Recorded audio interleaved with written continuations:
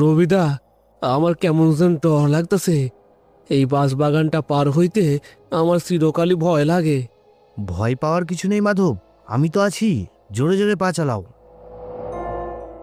রাধানগর গ্রাম। গত ১.৫ মাসে গ্রাম থেকে পর পর ৩ জন বাচ্চা নিখোঁজ হয়েছে। এই অন্ধকারের মধ্যেই রাতের জমজমাট আড্ডার আসরে যোগ দিতে বাড়ি থেকে বেরিয়ে পড়েছে মাধব আর রবি। হঠাৎ একটা হাড় কাঁপানো ঠান্ডা বাতাস বইতে শুরু করে। ও বাবা, আমার বড্ড লাগছে বাবা, আমার খুব কষ্ট হচ্ছে বাবা। রবিদা, শুনলা? কে যেন কান্তাছে। এইটা তো হরিদার পোলা কানাইয়ের গলা। রবিদা, কানাই তো গত মাসে হারাইয়া গেছে। দূর, এটা হাওয়ার শব্দ। চলো এখান থেকে। মাধব কাকা, আমার দিকে তাকাবে না? ওরে বাপ রে বাপ, রবিদা পালাও, এইটা কানাইয়ের ভূত। কানাই, তুমি? আমি তোমারে কইয়াছিলাম না রবিদা, এই গায়ে অভিশাপ লাগছে। কানাই ময়রা ভূত হইয়া গেছে। মাধব, চল এখান থেকে, জলদি চল।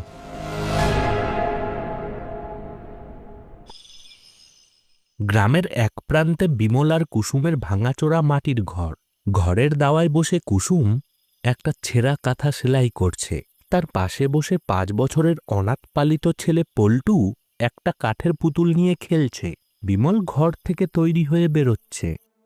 বলি, এত রাতে সেজেগুজে কোথায় যাওয়া হচ্ছে? ঘরে যে একদানা চাল নেই, সেদিকে কোনো খেয়াল আছে তোমার? ছেলেটা দুপুর থেকে না খেয়ে কাঁদছে। হ্যাঁ, আমারও তো খেয়াল রাখার সময় নেই কুসুম। চাল নি তো তুই কি জোগাড় কর। সারাদিন তো লোকের ঘরে বাসন মাজিস, আর দুমুঠো চাল ভিক্ষা করে আনতে পারিস না? হ্যাঁ, আমি চললাম, আমার তাড়া আছে। ভিক্ষে করব কেন? আমি ভিখারি নাকি? সারাদিন হাড় ভাঙা খাটুনি খেটে আমি সংসার চালাই, আর তুমি এই ভর সন্ধ্যায় তাসের থেকে যাচ্ছ জুয়া খেলতে। ওই জুয়া খেলে খেলে তো ঘরের ঘটি বাটি সব বেচে দিয়েছো, এবার কি ঘরের চালটাও বেচে দেবে? তুই বেশি বক বক করবি না বলে দিচ্ছি কুসুম। আজ আমার কপাল খুলবে।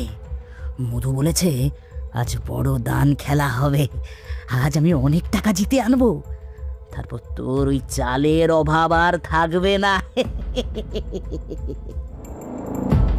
তোমার কপাল আর কোনো দিন খুলবে না বিমল। এসব করে কোনো মানুষের কোনো দিন ভালো হয় না। এই ছোট ছেলেটার দিকে তাকিয়েও তো তোমার একটু মায়া হয় না। ও সারা দিন কিছু খায়নি, সকাল থেকে শুধু একটু ফ্যান খেয়ে আছে। এই অপত্রাকে কি আমি আনতে বলেছিলাম? হ্যাঁ, তুই তো রাস্তা থেকে কুড়িয়ে আনলি। নিজের তো আর বাচ্চা হলো না, বাঁচা মেয়ে মানুষ একটা, তাই একটা অনাথ বাঁদরকে নিয়ে আমার ঘাড়ে চাপিয়েছিস।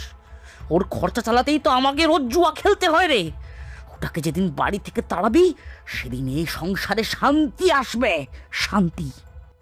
মা, ও মা, বাবা আমাকে বকছে কেন? আমি তো খাবার চাইনি মা, আমার খিদে পায়নি।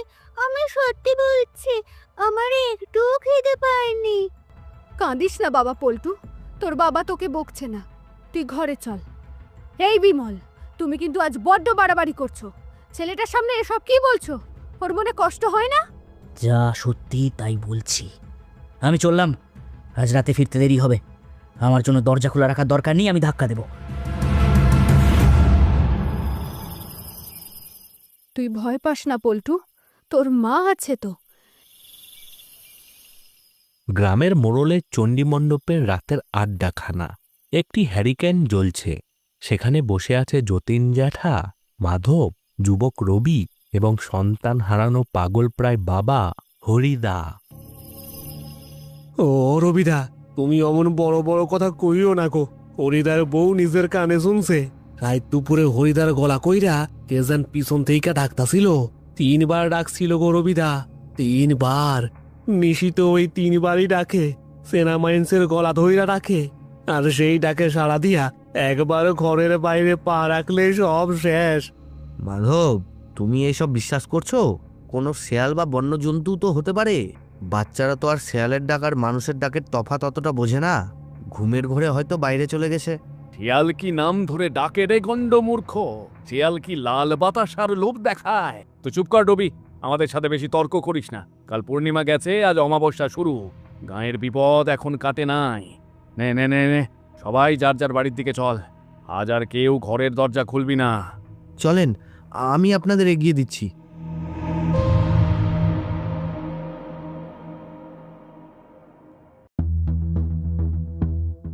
এই পল্টু, তুই ঘরে বসে থাক, দরজা খিল দিয়ে রাখবি। কেউ ডাকলে একদম সাড়া দিবি না, বুঝলি? আমি এখনই আসছি। তোর বাবার আজ আমি জুয়া খেলা ছোটাচ্ছি।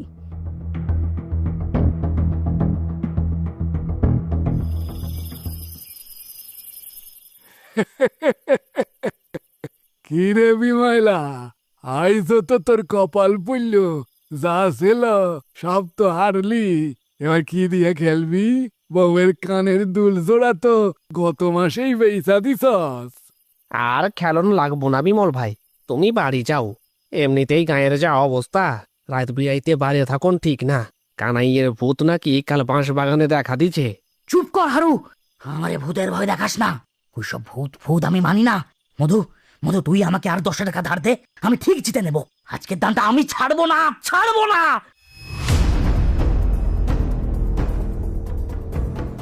বিমল, ওঠো বলছি, এখনই তাস ফেলে বাড়ি চলো। আরে আরে বৌমা, তুমি এইখানে এত রাতে একা একা এই বাগানে চইলাইলা?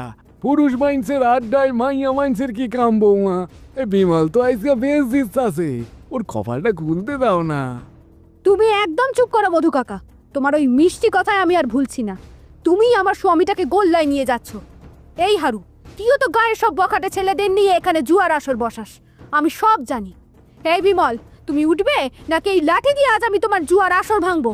হারিকেনটা উল্টে দেবো কিন্তু বলছি। তোর তোর সাহস তো কম নয় কুসুম।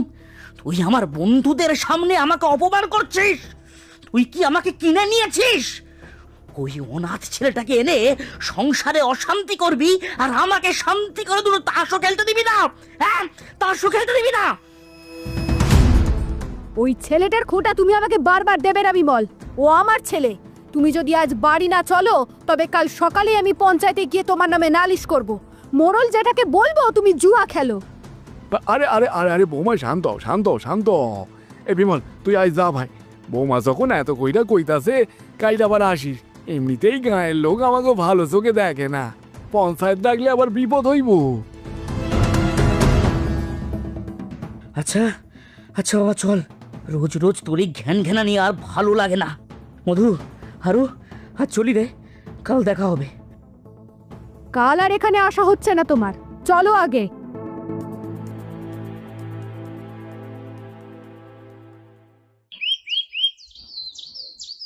দিন কয়েক কেটে গেছে। হঠাৎ করেই বিমলের ভোল যেন পাল্টে গেল। সে আর তাসের থেকে যায় না। সকালবেলা বিমল বাইরে থেকে ঘরে ঢুকে তড়িঘড়ি করে দরজাটা বন্ধ করে দেয়।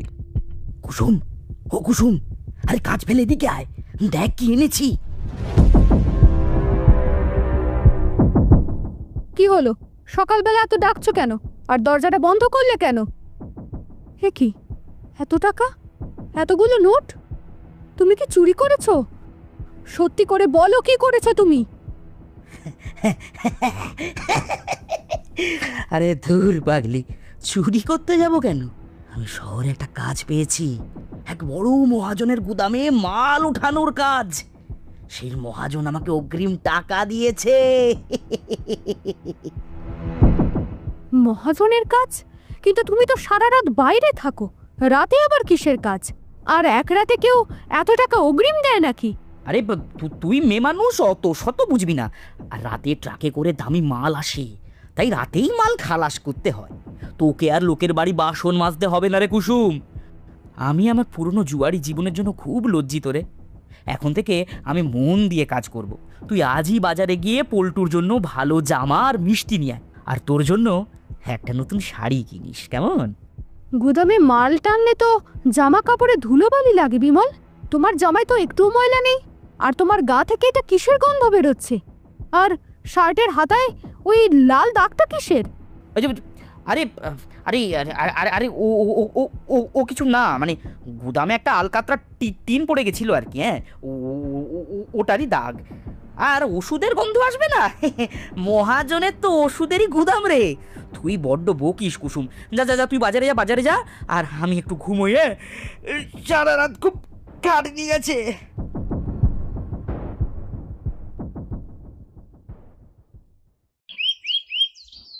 সেদিন দুপুরবেলা গ্রামের মোড়লের বাড়ির সামনে আবার মানুষের ভিড়। যতীন জ্যাঠা, রবি, মাধব সবাই সেখানে দাঁড়িয়ে আছে।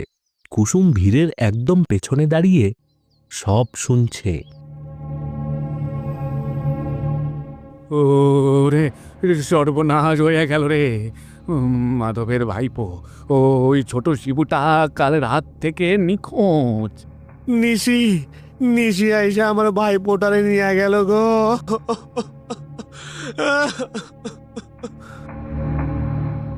শিবু নিখোঁজ, আর এদিকে বিমল কাল সারা রাত বাইরে ছিল, আর আজ সকালেই এতগুলো টাকা নিয়ে ফিরল। বিমলের পকেটে এত টাকা কোথা থেকে আসছে? ওর গায়ে পচা ওষুধের গন্ধ, শার্টে রক্তের দাগ, আর গায়ের পরপর বাচ্চাগুলো হারিয়ে যাচ্ছে। না, এটা কাকতালীয় হতে পারে না। আজ রাতে আমাকে দেখতেই হবে বিমল আসলে কোথায় যায়।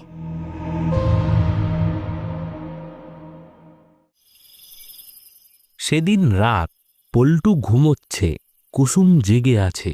বিমল চুপি চুপি বিছানা থেকে উঠে দরজার খিল খুলে বাইরে বেরিয়ে যায়।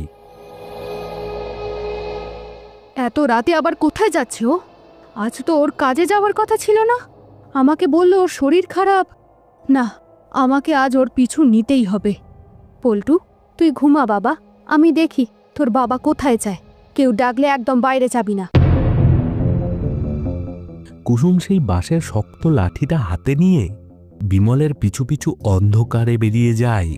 বিমল গ্রামের রাস্তা ছেড়ে জঙ্গলের দিকে রাস্তা ধরেছে, যে রাস্তাটা সোজা গ্রামের শেষ প্রান্তের পোড়ো জমিদার বাড়ির দিকে গেছে। কুসুম নিঃশব্দে গাছের আড়াল দিয়ে তার পিছু নেয়, কিন্তু সে ঘুণাক্ষরেও ভাবতে পারেনি এই যাওয়াই তার জীবনের শেষ যাওয়া।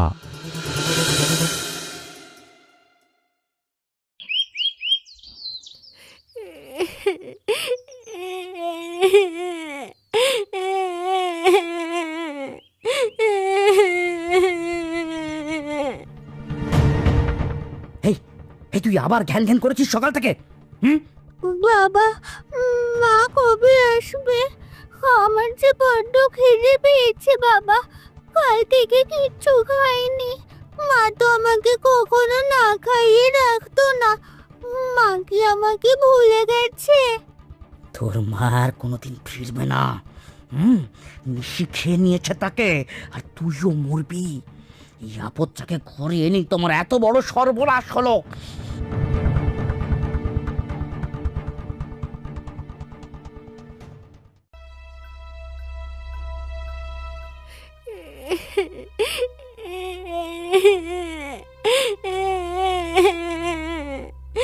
সেই রাতের পর কুসুমকে গায়ের লোকে আর কোনোদিনও দেখতে পায়নি। সবাই ধরে নিয়েছিল গায়ের বাচ্চাদের মতো কুসুমকেও নিশি তুলে নিয়ে গেছে। পল্টু, ও পল্টু, কাছে আয় বাবা মার। দিদা, বাবা আমাকে আবার ঘরে আটকে রেখে গেছে। আমি খুব ভয় পাচ্ছি দিদা। আহারে, সোনার টুকরো ছেলেটা আমার না খাইয়া শুকাইয়া গেছে। নে বাপ, এইখানে দুইটা মুরগি আর বাতাসা আছে, জল দিয়া খেয়ে নে। দিদা, নিশি কি খুব বাচ্চা? নিশি কেন আমার মাকে নিয়ে গেল? মা কি আর আসবে না? ওসব কথা মুখে আনতে নেই বাপ। নিশি বড্ড ভয়ঙ্কর, কেউ নাম ধইরা ডাকলেও সাড়া দিবি না। আমি যাই, তোর বাবা আইসা পড়লে আমারে বকা দিব।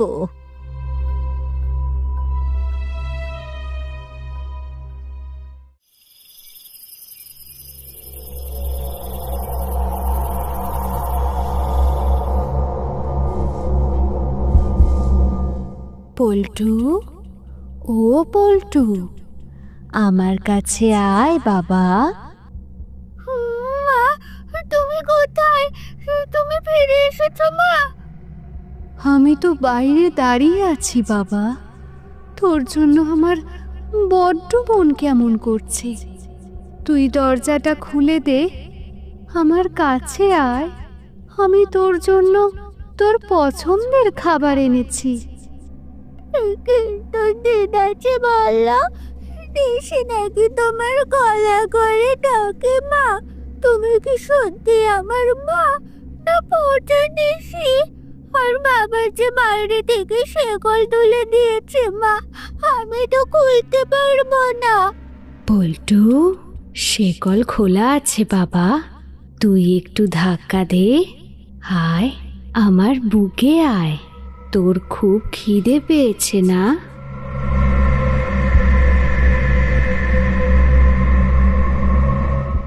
মা, তুমি কোথায়? কোথায় মা?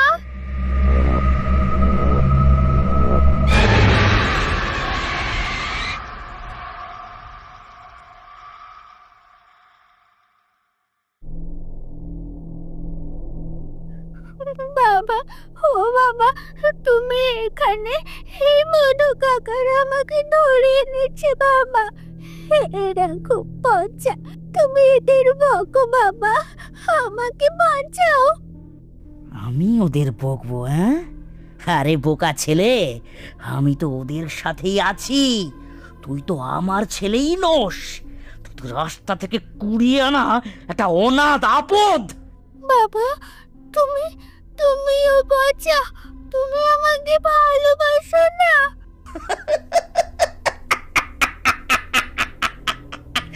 তোকে ভালোবাসবো কোন দুঃখে রে?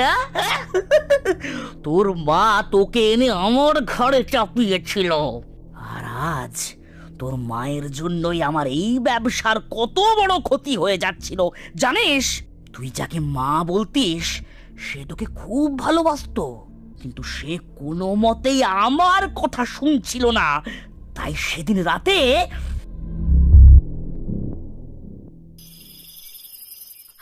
ওরে ঠাকুর, এত রাতে এই ভূতের বাড়িতে বিমল কি করছে? ভেতরে কি মহাজনের মাল আছে? না, আমাকে দেখতেই হবে।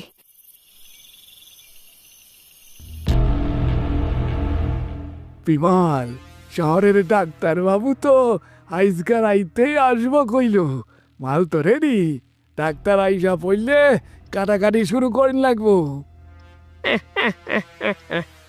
ঘুমাও শিবু বাবু, ঘুমাও, সকাল হতে এখন অনেক দেরি।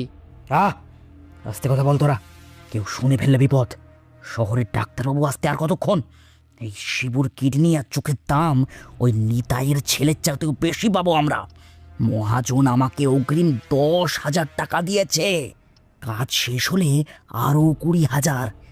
আমার জুয়ার সব ধার শোধ হয়ে যাবে। তবে গায়ের লোক যে আমার করে নিশি ভাই বা ভয় পাইতাছে, এইটা দারুণ বুদ্ধি কিন্তু বিমল। আমি তো হরিদার বাড়ির পেছনে দাঁড়িয়ে হরিদার বউয়ের গলা নকল করে ওর ছেলেকে ডাকছিলাম, আর কাল রাতে হারু ডাকলো শিবুকে। গায়ের মূর্খগুলো ভাবছে নিশি ডাকছে।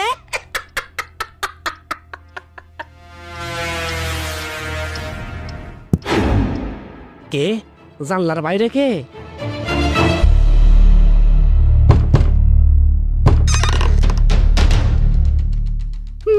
বিমল, হে আমি কি দেখছি? হে আমি কি শুনছি বিমল? সর্বনাশ! বৌমা, তুমি এত রাইতে এই জঙ্গলের ভেতর করতে গাইলা?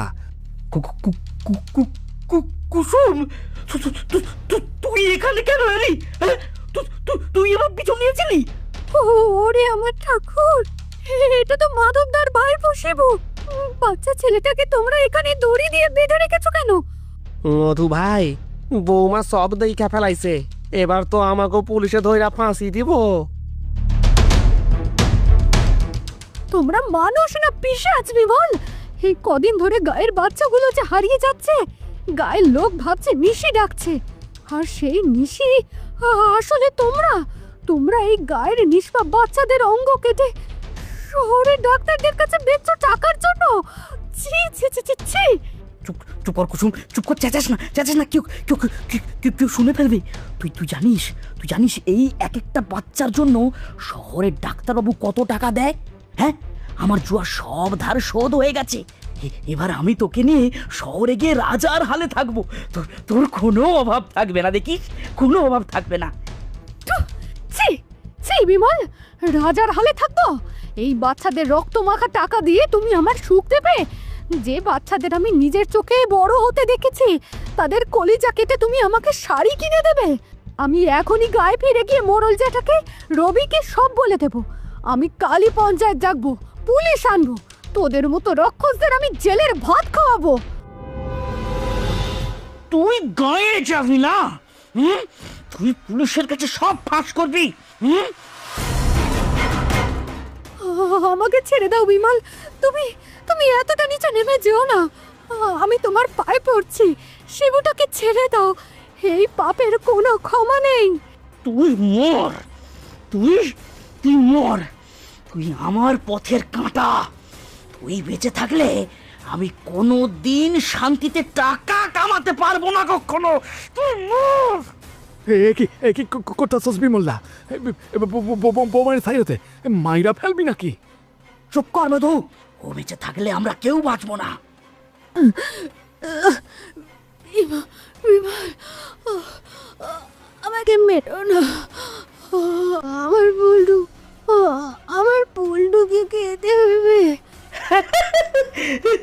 তোর ওই অনাথ আপত্তাকেও আমি একদিন বেচে দেব। ওর কলিজার দাম অনেক। আগে তুই মর। কুসুম মাটিতে লুটিয়ে পড়ে, চিরকালের জন্য শান্ত হয়ে যায়। এ কি করলি বিমল? তুই নিজের বউরে মাইরা ফেললি। ওরে বাপরে, এবার কি হইব? যাওয়ার হয়েছে, তোরা চুপ করে থাক। লাস্ট এখন কি করবি বল? হ্যাঁ, কি করবি? এই জমিদার বাড়ির পেছনেই তো ওই বড় পচা পুকুরটা আছে বিমল ভাই। ওইটার কাদায় কেউ কোনোদিন নামে না, পানা পুকুর। ওইখানেই পুঁইটা দিয়ে আসি, চলো, কেউ টেরও পাইব না। ঠিক বলেছিস। আর গায়ে রুটিয়ে দেব নিশি রাতে এসে কুসুমকে ডাকছিল, তাই সে বাইরে গিয়ে আর ফেরেনি। নে লাশটা তোল। বিমল আর হাড়ু মিলে কুসুমের নিথর দেহটা তুলে নিয়ে জমিদার বাড়ির পেছনের সেই অন্ধকার জায়গায় মাটি খুঁড়ে মাটির নিচে পুঁতে দেয়।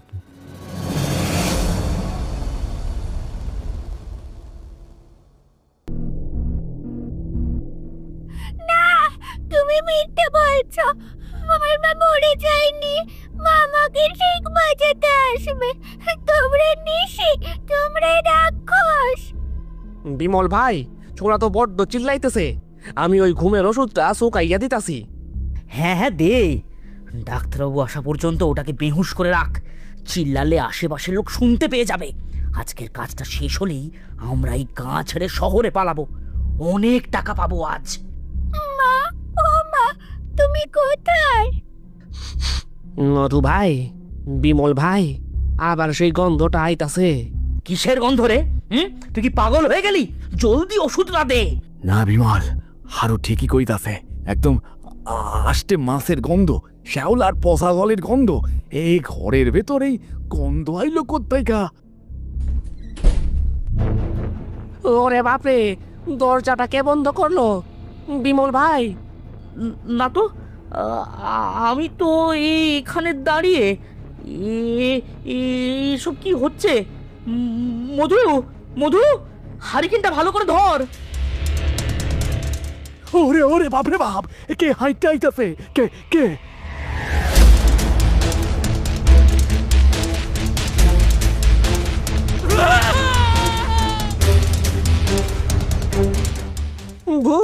ভূত আইছে রে। মধু ভাই মইরা গেছে। বাঁচাও। বিমল ভাই, ও বিমল ভাই, দরজা খোলো। কে ওখানে? মধু, হারু, আরে এসব কি হচ্ছে?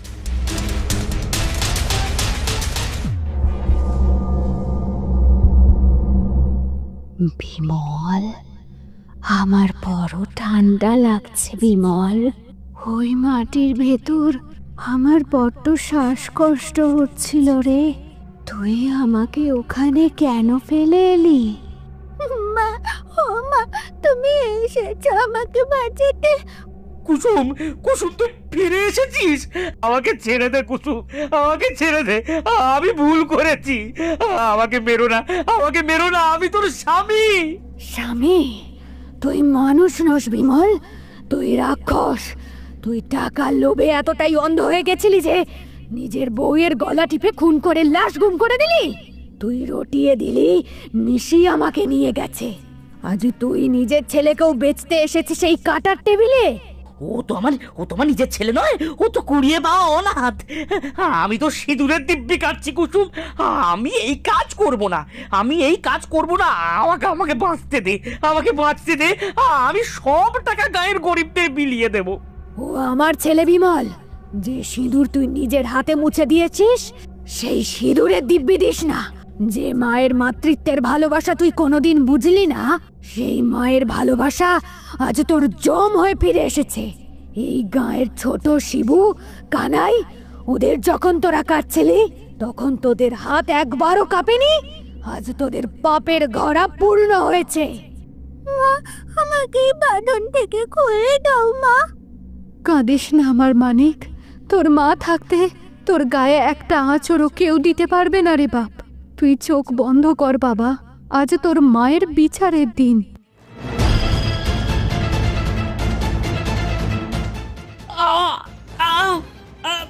তলিগুলো আমাকে চেপে ধরছে, আরো ভেঙে যাচ্ছে। কুসুম, কুসুম আমাকে তুই পুলিশে দে, ও কিন্তু আমাকে মেরে ফেলিস না।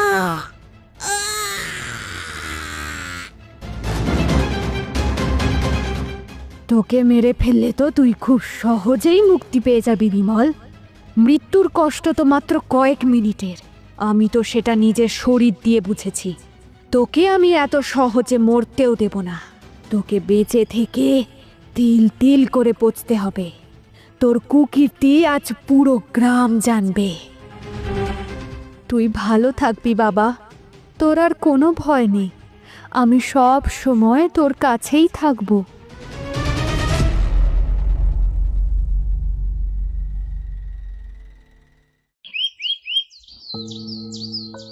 পরদিন সকাল।